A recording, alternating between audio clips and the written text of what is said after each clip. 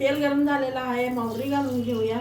मोहरी चांगली तळली आहे। आता जिरा घालून घेऊया, लसूण, कढीपत्ता, लांब लांब चिरून घेतलेला कांदा परतून घेऊया।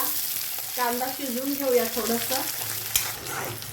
कांदा चांगला परतला गेला आहे, शिजला गेला आहे। आता टोमॅटो घालून घेऊया। कांदा मी 2-3 घेतले होते, आता टोमॅटो सुद्धा 4 घेतलेले आहे, मोठे मोठे। चवीनुसार मीठ। कांदे आणि टोमॅटो तुम्ही तुमच्या अंदाजानुसार घेऊ शकता।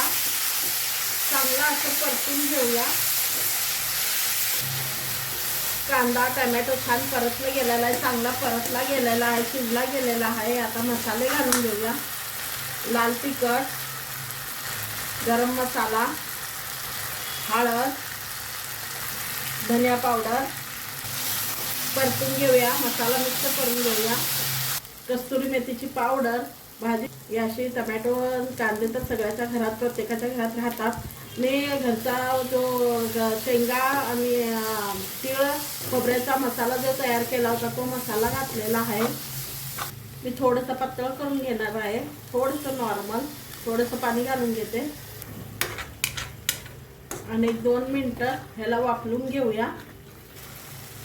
आपली भाजी झालेली आहे, छान झालेली आहे। सुगंध खूप छान दरवळत आहे घरामध्ये। तर लांब लांब हिरव्या मिरच्या छान लागते मध्ये, तर घालून घेतलेला आहे।